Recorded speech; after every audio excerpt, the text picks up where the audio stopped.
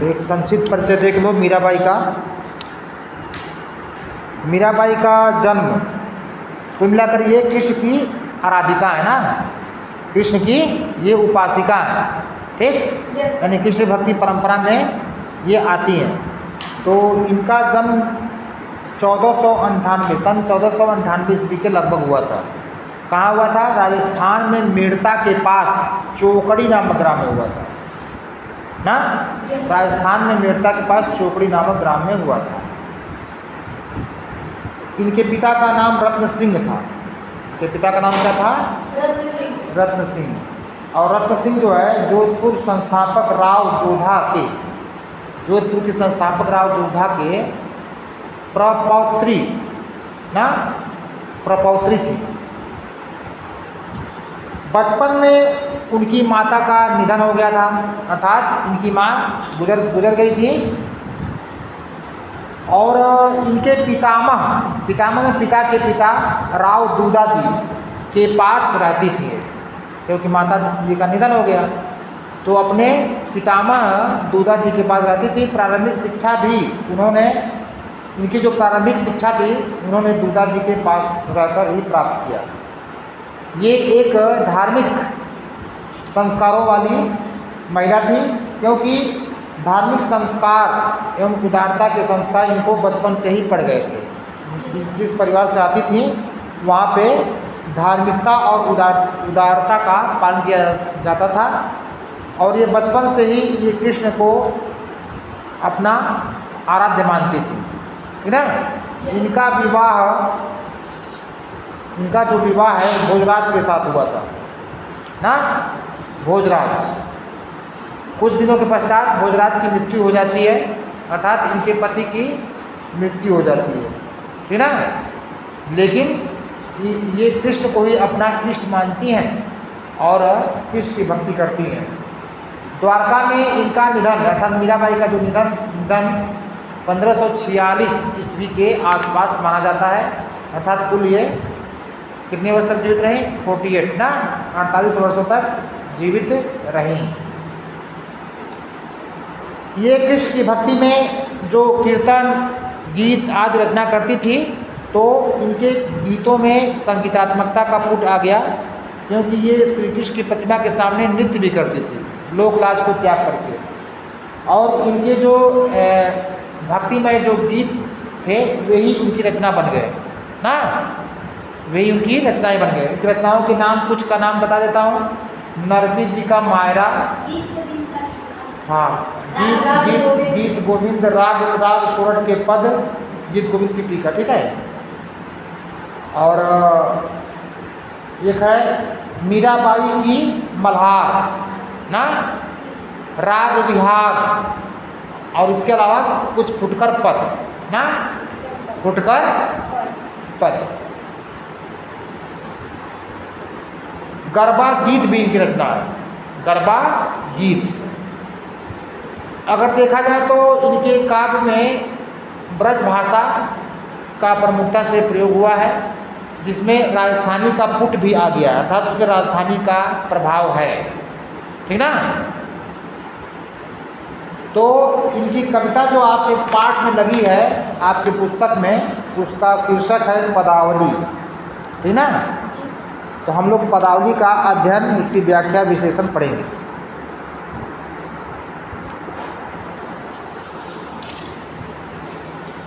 पहला पद है, बसो मेरे नैनन में नंदलाल, मोर मुकुट मकराकृत कुंडल, अरुण तिलक दिए भाल, मोहन मूरति सांवर सूरति, नैना बने विशाल, अधर सुधारस मुरली राजत, पूर्व वैजंती माल, क्षुद्र घंटिका कटि तट शोभित, नुपुर सबद रसाल, मीरा प्रभु संतन सुखदाई, भगत बछल गोपाल। संदर्भ, प्रस्तुत काव्यांश हमारी पाठ्य पुस्तक हिंदी के काव्य खंड में संकलित पदावली शीर्षक से अवतरित है। इस कविता की रचनाकार या इस कविता की कवयित्री मीराबाई हैं। प्रसंग, क्योंकि प्रसंग हर काव्यांश के आधार पे होता है। इसमें प्रसंग है श्री कृष्ण के मनमोहक रूप सौंदर्य को मीराबाई अपने हृदय में बसाना चाहती, ठीक ना। मीराबाई श्री कृष्ण के मनमोहक रूप सौंदर्य को अपने हृदय में बसाना चाहती, ठीक है। व्याख्या देख लो। बसो मेरे नैनन में नंदलाल, कहती हैं कि हे नंदलाल, हे नंद के लाल अर्थात कृष्ण, आप मेरे नैनों में निवास कीजिए, अर्थात मेरे नैनों में बस जाइए। मोर मुकुट मकराकृत कुंडल, जिनके सिर पर मोर पंखों का मुकुट है, मकराकृत कुंडल, मछली के आकार वाला, जिन्होंने कानों में कुंडल पहन रखा है, अरुण तिलक दिए भाल, और जिनके मस्तक पर, भाल माने होता है मस्तक, ललाट, जिनके मस्तक पर लाल तिलक लगा हुआ है, अर्थात जिन्होंने अपने मस्तक पर लाल तिलक लगाया हुआ है। मोहन मूर्ति, श्री कृष्ण की जो मूर्ति है, उनका जो स्वरूप है वह मन को मोहित करने वाली है। सांवरी सूरज, उनकी सूरज जो है सांवले वर्ण की है, रंग की है। नैना बने विशाल, और इनके जो नेत्र हैं बड़े विशाल हैं, यानी बहुत बड़े बड़े हैं, आँखें बड़ी बड़ी हैं। अधर सुधारस मुरली राजत, अधर माने ओठ होता है ना, सुधारस, सुधारस मतलब अमृत, अमृत का रस। तो जो इनकी जो बांसुरी है, उनकी बांसुरी जब उनके अधरों पर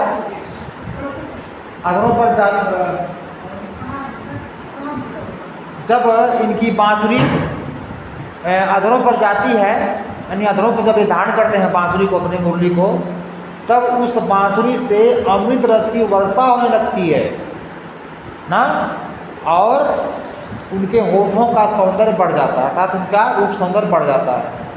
उर वैजंती माल, और उनके विशाल वक्षस्थल पर वैजंती फूलों की माला है।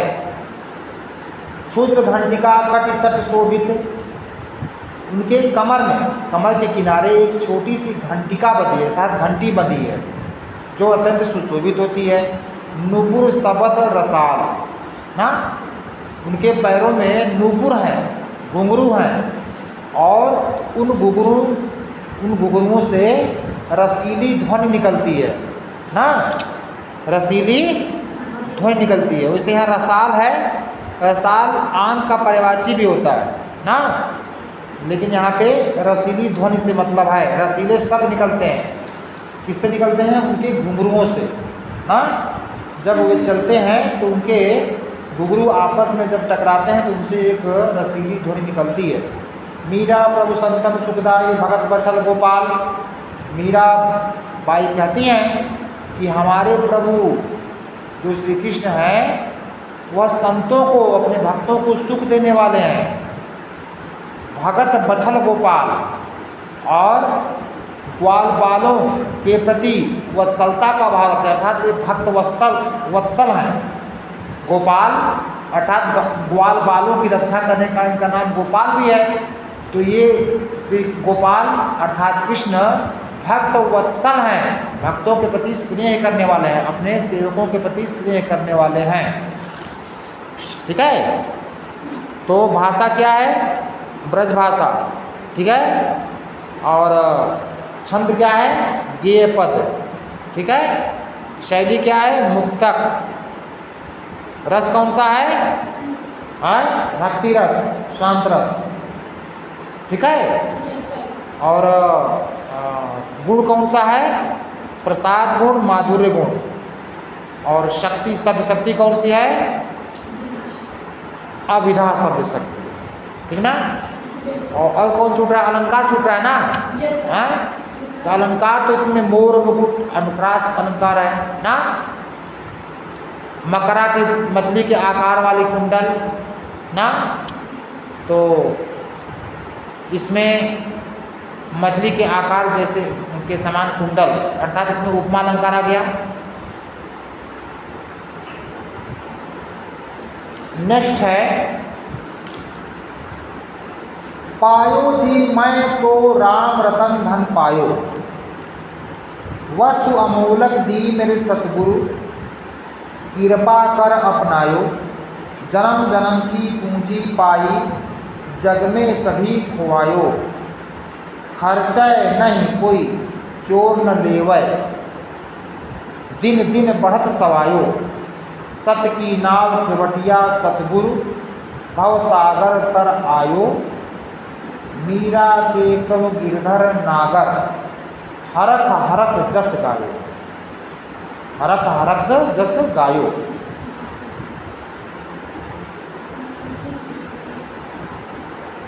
संदर्भ वही रहेगा, ठीक है।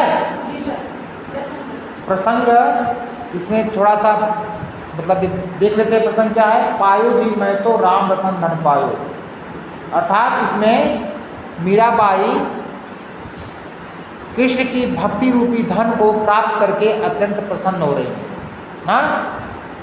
कृष्ण की भक्ति रूपी धन को प्राप्त करके अत्यंत प्रसन्न होकर अपने मनोभाव को प्रकट करती हुई कहती हैं, क्या कहती हैं?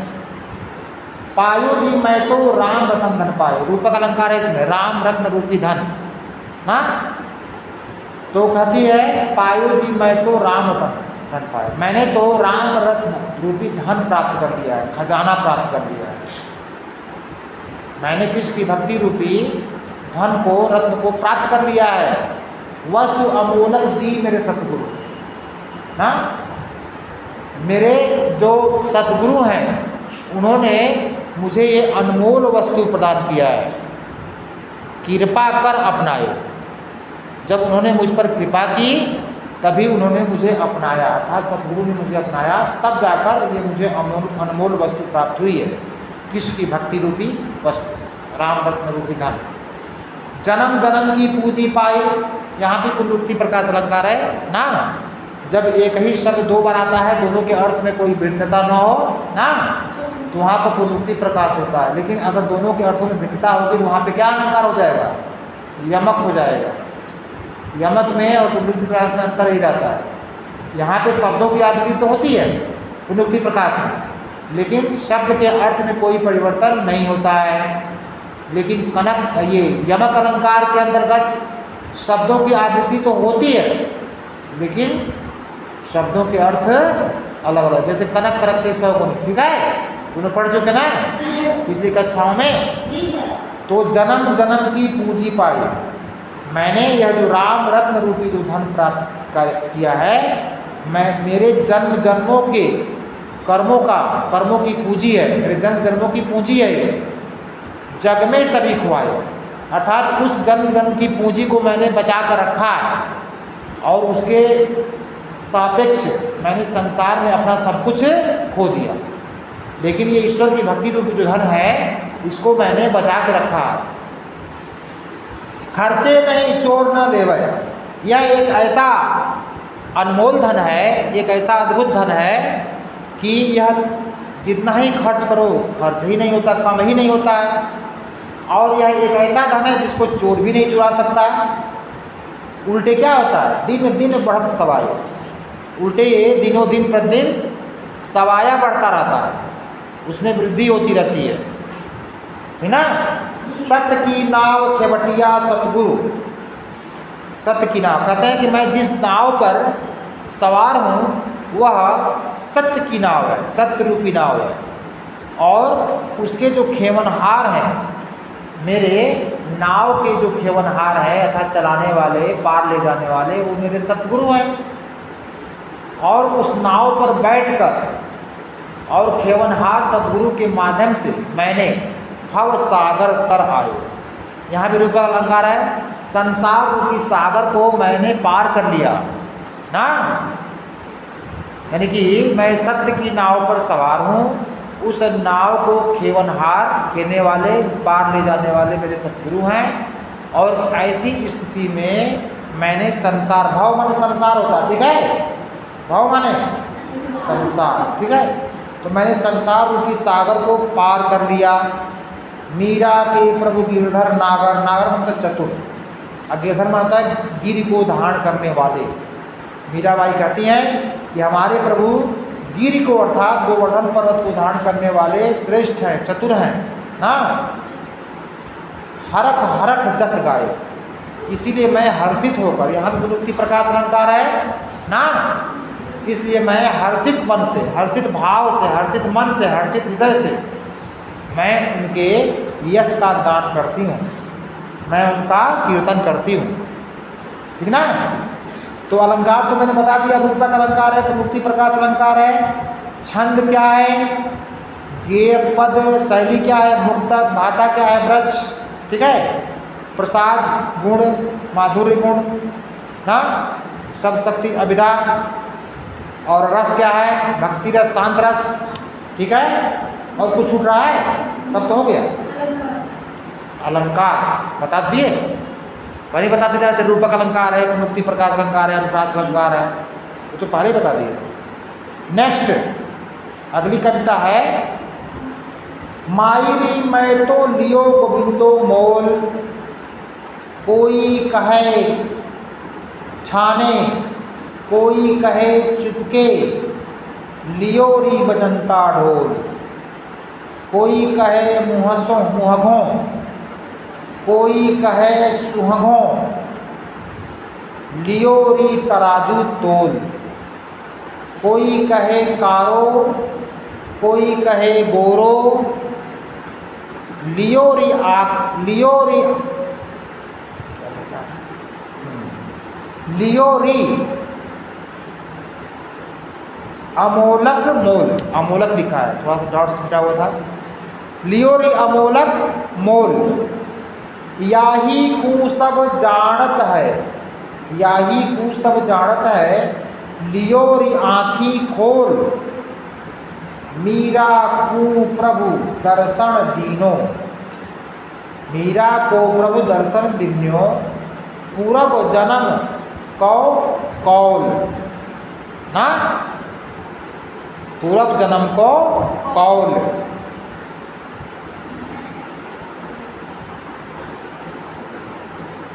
यानी कि मीराबाई इसमें बता रही हैं कि मैंने जो एक कृष्ण की भक्ति प्राप्त की है अपने जीवन में, वह हमारे पूर्व जन्मों का कर्मों का फल है।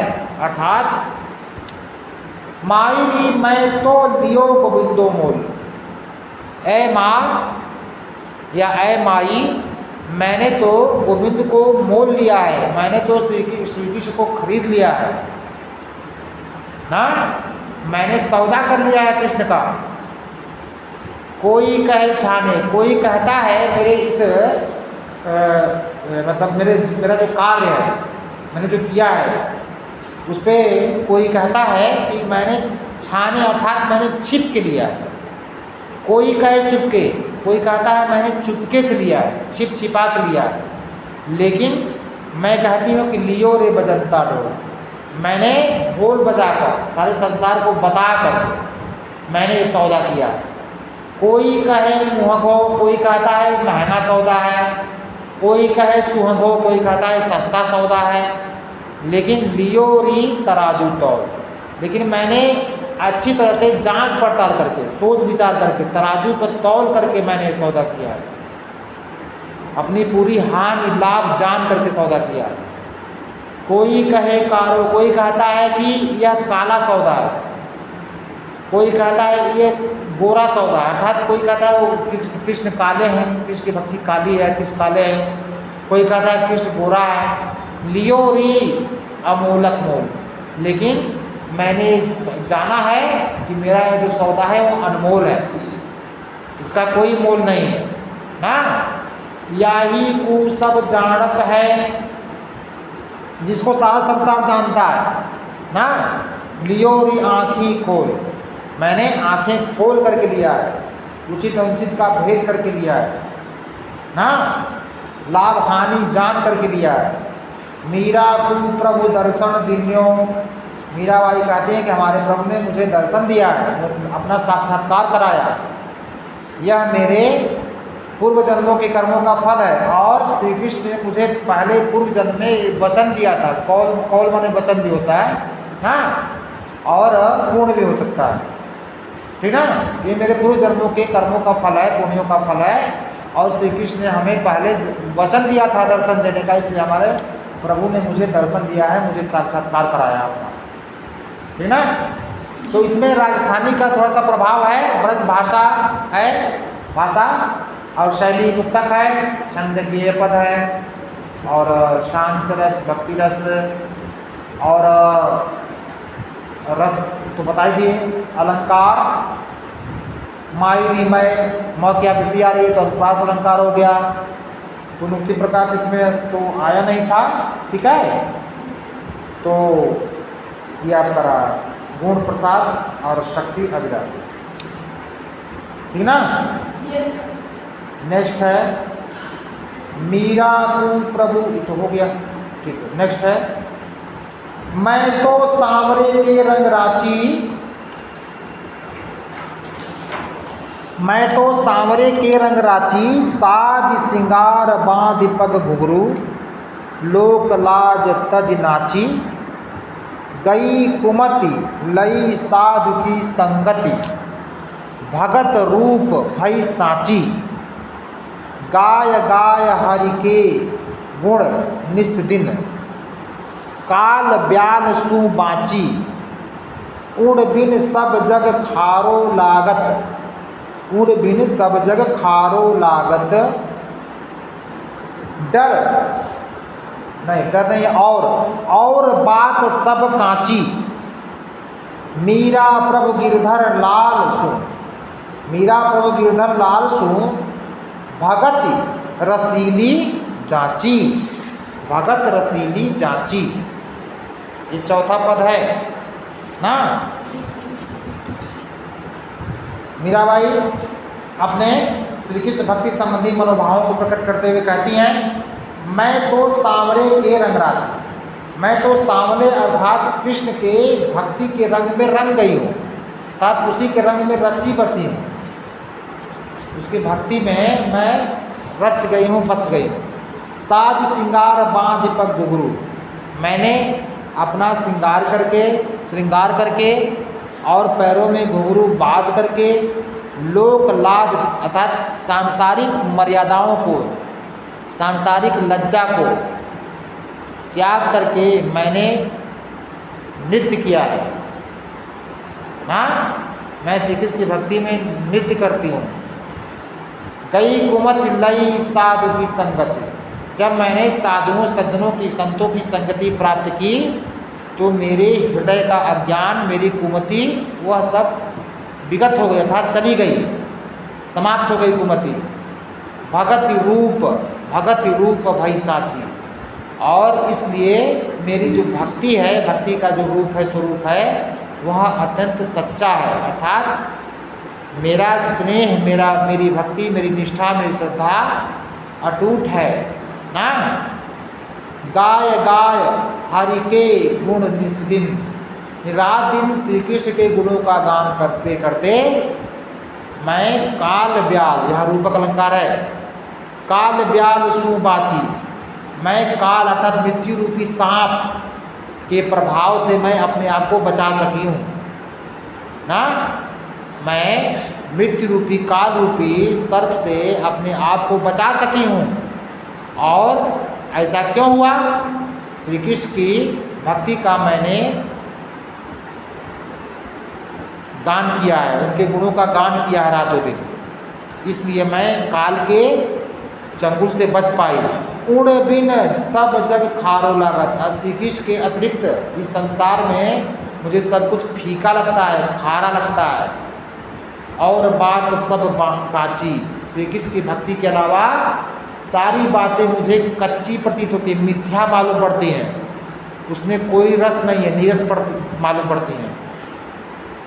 मीरा श्री गिरधर लाल सो, भगत रसीली जांची ना। मीराबाई कहती हैं कि श्री गिरधर लाल, श्री गोवर्धन पर्वत को उठाने वाले गिरधर लाल श्री कृष्ण की भक्ति मैंने यह जाना है कि वह अत्यंत आनंद प्रदान करने वाली है, रस प्रदान करने वाली है। हाँ,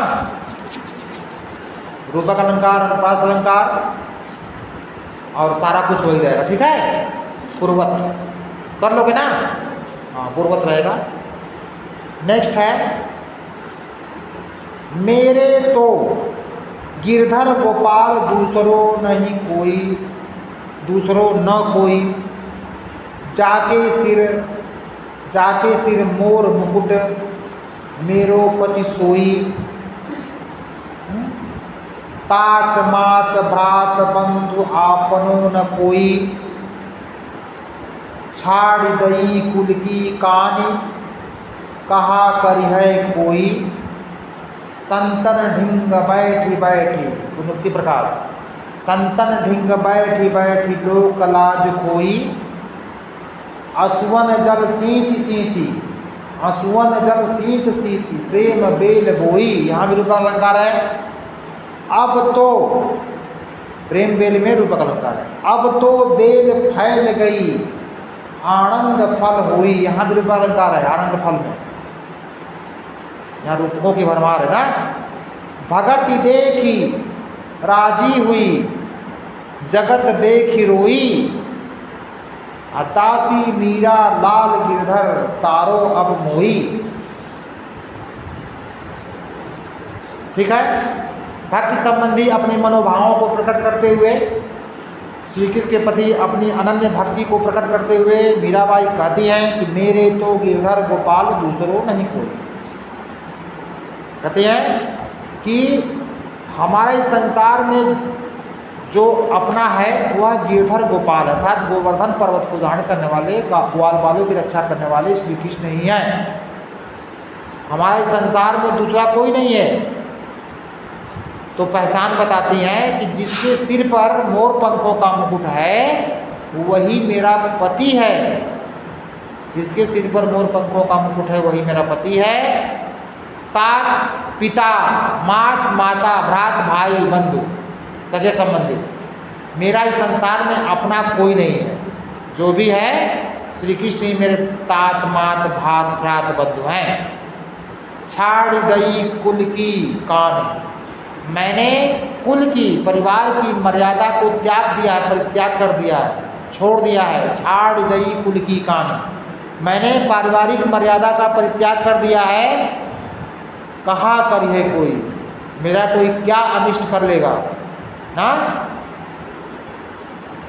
संतन ढिंग बैठी बैठी, मैं संतों के साथ बैठ बैठ कर था संगति कर करके लोक लाज कोई, मैंने इस सांसारिक लज्जा को ना छोड़ दिया है, खो दिया है।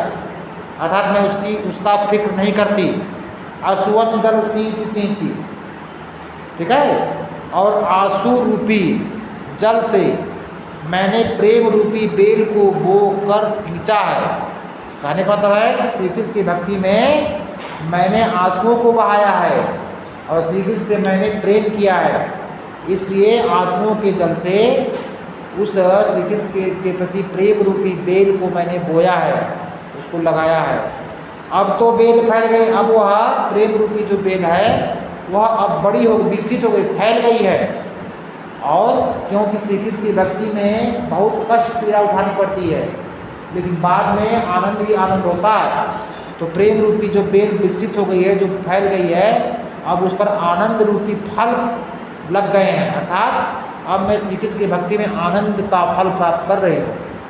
भगत देख राजी हुई, मैं संसार में मैंने श्री कृष्ण की भक्ति को स्वीकारा है और इस संसार के जो अन्यत्र लोग हैं जगत देख रोई, अर्थात वे इस संसार के अन्यत्र लोगों को देखकर मेरा हृदय विलाप करता है। क्यों करता है? क्योंकि वो ईश्वर से विमुख हो गए हैं, वो विषय वासनाओं में लिप्त हैं, इसलिए संसार को देखकर मैं दुखी हो जाती हूँ। लेकिन श्री कृष्ण की भक्ति को मैंने स्वीकारा है खुशी खुशी।